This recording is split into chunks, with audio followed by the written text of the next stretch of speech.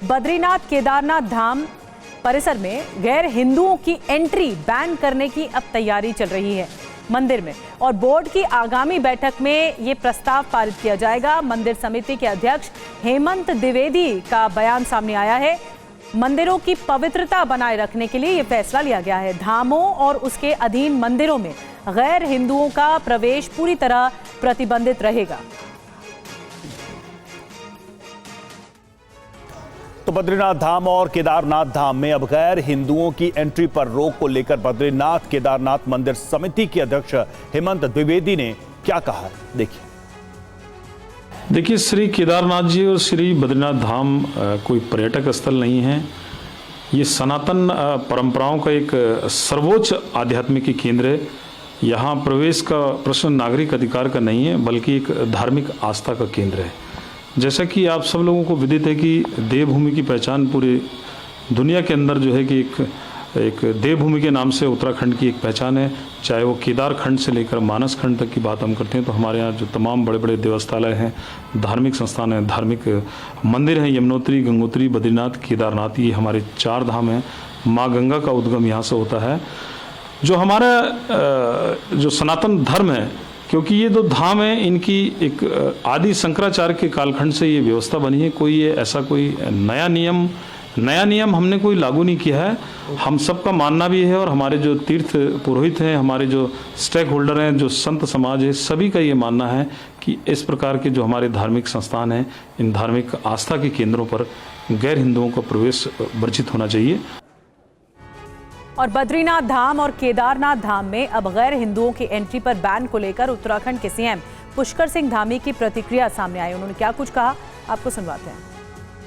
देखिए, उसमें हमारा बहुत स्पष्ट मत है। पहले से ही हमने कहा है कि चूंकि जितने भी ये धार्मिक स्थल हैं, जो भी हमारे पौराणिक स्थल हैं, हमारे देव स्थान हैं, इन स्थानों को देखने वाले, उनका संचालन करने वाले वहाँ के सभी हमारे जो धार्मिक संगठनों के लोग हैं, तीर्थ सभा के लोग हैं, गंगा सभा के लोग हैं, केदार सभा के लोग हैं, बद्री केदार मंदिर समिति के लोग हैं, हमारा पूज्य संत समाज है, वो सब जो भी चूँकि वही उसका संचालन करते हैं, हमने कहा है कि उनकी जो भी उसमें राय होगी या जो उनका मत होगा, उसके अनुसार ही सरकार आगे बढ़ेगी। और ये स्थान हमारे बहुत पौराणिक महत्व के स्थान हैं। और वहीं इस मुद्दे पर समाजवादी पार्टी के अध्यक्ष अखिलेश यादव ने क्या कहा है, देखिए। ये भारतीय जनता पार्टी के लोग आज किसी और के लिए कह रहे हैं, कल हमारे लिए कहेंगे। हमने तो वो समय भारतीय जनता पार्टी का देखा है जहां पर मुख्यमंत्री आवास को गंगा जल से धो रहे थे। ये क्या भारत में संभव है, हिंदुस्तान में संभव है ये बातें? तो ये नफरत फैलाने का जो इनका तरीका है, ये दरार डालने का जो तरीका है, जो इनका डिवाइड करने की पॉलिटिक्स है, यूपी में भी हारी लोकसभा में, बंगाल में भी इस बार हारने जा रहे हैं ये लोग। तो अखिलेश यादव ने आरोप लगाया कि डिवाइड करने की पॉलिटिक्स है, इस पर राजनीति हो रही है। अब आपको बताते हैं, बद्रीनाथ केदारनाथ धाम में गैर हिंदुओं की अगर एंट्री रोकने की तैयारी है तो फिर कई सवाल भी हैं। पहला ये कि वहाँ पर स्थानीय मुस्लिम कारोबारी हैं, उनका क्या होगा, जिनकी रोजी रोटी चलती है। खच्चर चलाने वाले गैर हिंदुओं हैं, क्या उनका क्या होगा, ये भी एक बड़ा सवाल है। तीसरी बड़ी बात, हिंदू परिवार के गाड़ी का ड्राइवर अगर मुस्लिम हुआ तो फिर क्या होगा। गैर हिंदू प्रशासनिक अफसरों की एंट्री का क्या हो जाएगा। तो ऐसे में ये 4 सवाल हैं जो इस वक्त सामने हैं। और इस पूरे विषय पर मुस्लिम धर्म गुरुओं का क्या कहना है, वो भी आपको सुना। देखिए, हमारे यहाँ हमारी जो मस्जिदें हैं, हमारे जो मदरसे हैं, जो दरगाहें हैं, वो सबके लिए खुली हुई हैं। कोई भी आए, कोई भी देखे इनमें क्या होता है, क्या पढ़ाया जाता है, क्या सिखाया जाता है, यहाँ के रहने वालों के विचार क्या हैं। मैं तो कहता हूँ, आमंत्रित करता हूँ कि आएँ सब लोग, हिंदू, सिख, ईसाई, जितने भी लोग हैं, सब आएँ, देखें। हम पर जो इल्ज़ाम लगता है कि मदरसों में पढ़ाया जाता है, हम तो दावत देते हैं कि आओ देखो क्या पढ़ाया जाता है मदरसों में। पाबंदी, उनका जो कदम है उसको किस पाबंदी में, हाँ वही मैं बता रहा हूँ, पाबंदी वही आदमी लगाता है जिसके दिल में कुछ खोट होता है।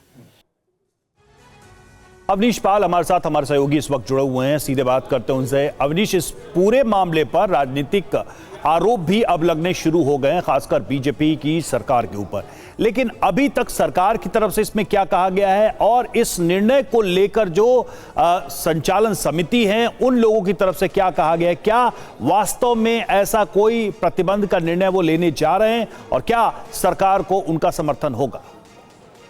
रवि, देखिए बिल्कुल, क्योंकि जो बद्रीनाथ केदारनाथ समिति है उन्होंने इस बात को उठाया है और समर्थन भी किया है कि जो गैर हिंदू हैं, जो गैर धार्मिक हैं, जो इस आस्था को या सनातन को जो नहीं मानते हैं, ये फैसला उनके लिए लिया जा रहा है। उनका साफ तौर पर ये कहना है कि जो लोग सनातन को मानते हैं उन लोगों के लिए, और इसके अलावा जो धार्मिक,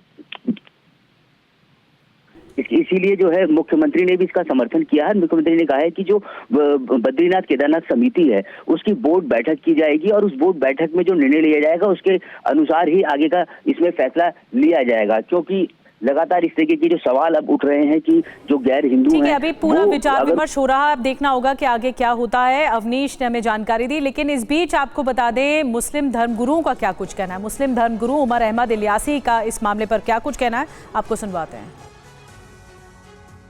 देखिए, धर्म का विषय है और धर्म की अपनी एक